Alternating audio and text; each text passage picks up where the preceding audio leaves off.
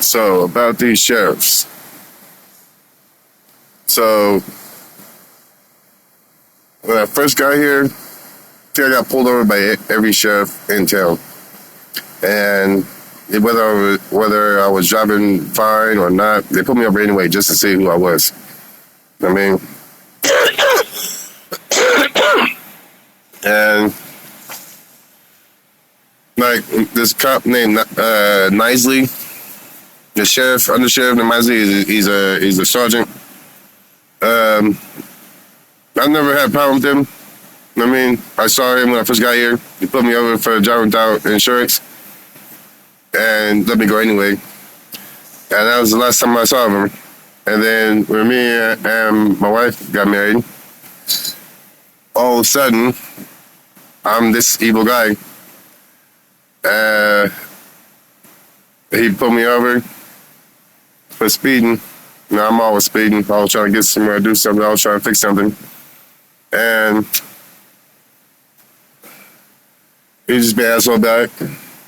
I was like, all right, whatever. I'm not tripping. I started playing the game. I saw he had attitude, so I just started playing a little bubble game while he's over there doing his thing. I just give him my stuff, whatever, dude. Here's my stuff.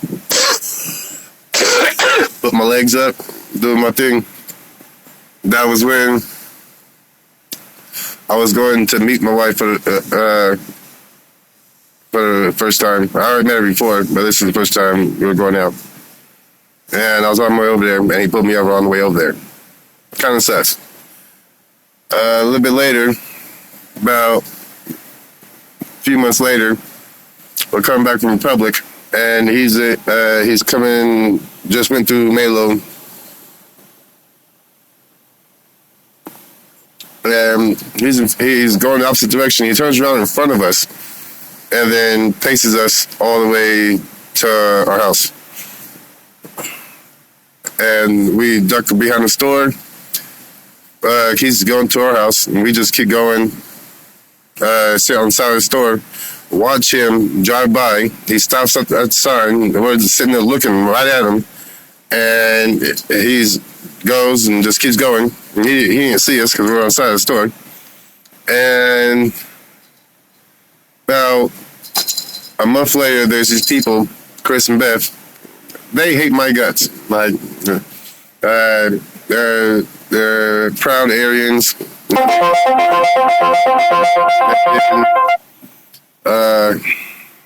They're of this bloodline. Even though they both have brown hair. they have the pure bloodline, all that type of stuff. And so, they hate me, long story short. And not even reason they hate me. I mean, we were hanging out. I was fixing stuff for him, helping him out any way I could.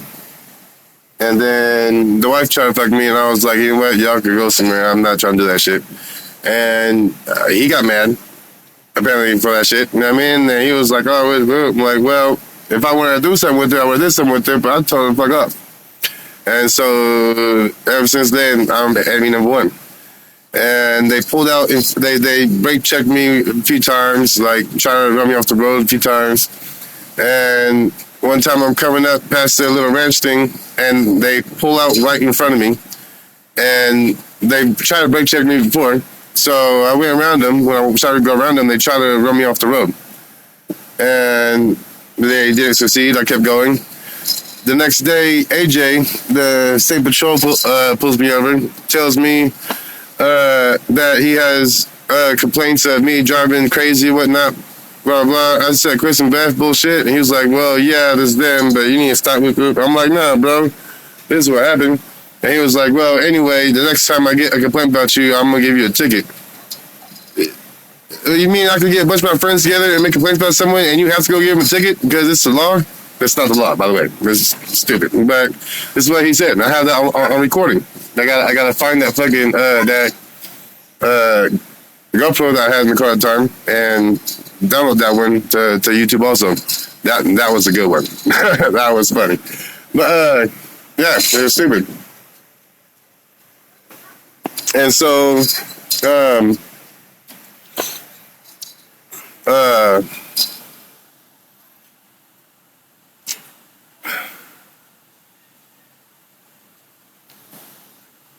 I went my way. He didn't give me a ticket. He told me I was doing 61 in 45. I told him, no, I just saw you. I was in the 55 mile per hour zone going to 45 mile per hour zone. And I said, no, I just saw you. As soon as I saw you, I wasn't even to the 45 mile per hour zone. So I was already going 45 by the time I got to 45. And he said, well, okay, well, why are you going 61 in 55? I said, I wasn't going 61 in 55. He said, anyway, and then started talking about all this stuff about having complaints and stuff. Like, he didn't have a reason to pull me over. He just wanted to threaten me. That's all it was. So, fast forward, me and my wife just got back from picking up my uncle from the home in Idaho. He had a couple of strokes and a heart attack, and so we were bringing him here so we could take care of him. And on the way back, we stopped at a store to get some food. It was late at night. We stopped at a store to get some food. They were there in the store too, in Republic. And he got his food, he left. I got my food, I left. And when we started going, he followed me to my mother-in-law's house, apartment at the time. Parked, went up, came around, came back down, and then went into the old home across the next lot over from where the apartment was. Sat there for a couple minutes, took off, and then, oh behold, Knisley comes pulling in. And I don't know, it's Knisley at the time, it's dark. So and at the time I'm on the side in the way in, so I pull forward and park so he can get in there, and he parks behind me. I'm like, the fuck? So I get out like, what's going on? And he's shaking, he has his head on his gun, he's like, what are you doing? What's the gun? I'm like, the fuck? What the hell's wrong with you, bro? I was like, oh, you were pointing a laser at someone and you got a gun. What the fuck, nigga? Like, the hell? So they told them that I was pointing a laser at them, and I had a gun at nighttime, mind you, driving the car, mind you, with a laser. Like, I'm really that stupid. All right, cool. So I'm like, bro, you're tripping. Get the fuck out of here. You know what I mean? Fuck you, homie. I'm mad at the time. I'm scared because he got a gun. He's scared for no reason because someone else lying to him, and I don't want to get shot. So I'm just like, fuck you, homie. Get the fuck out of here, bro. Fuck you. Get the fuck out of here. And I told him, you know what? I already know you don't like me. That's why last week you turned around and paced me all the way to fucking Curlew. I even slowed down to fucking 45 miles an hour because you were in front of me. I slowed down 45 miles an hour to let you get space. And he slowed down with me to pace me all the way there. And he turned to go to my house, and I just kept going straight to the store. You know what I mean? And I don't know why you fucking bitch ass doing that shit. And he's like, oh, well, that wasn't me. Nigga, we saw your bitch ass.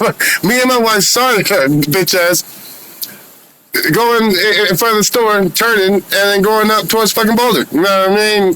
But you should have already done that because you were ahead of us going on Boulder Road already, which means you had to leave Boulder Road, go down my house, by my house, wait there for a second because it's a straight shot to where we were. I mean, we just came in the other way and stopped right there at the intersection, and we're looking at this dumbass, you know what I mean? And he fucking takes off towards Boulder, trying to find us and shit. I'm like, bro, we're right here. I'm like, I don't know why you following me for, but you know what I mean? He's like, oh, that wasn't me. No, whatever, dude. We saw your bitch ass.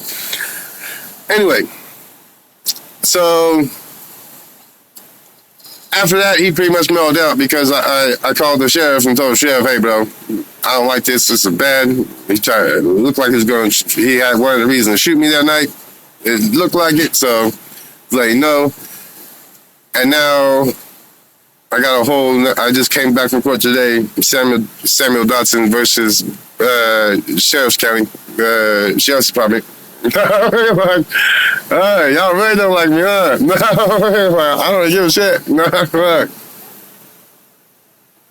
But that's what happens. You make a complaint on a sheriff in a small town, and they either try to get you incarcerated or they try to run you out of town. One of the two. Shit. Crazy shit, you know what I mean?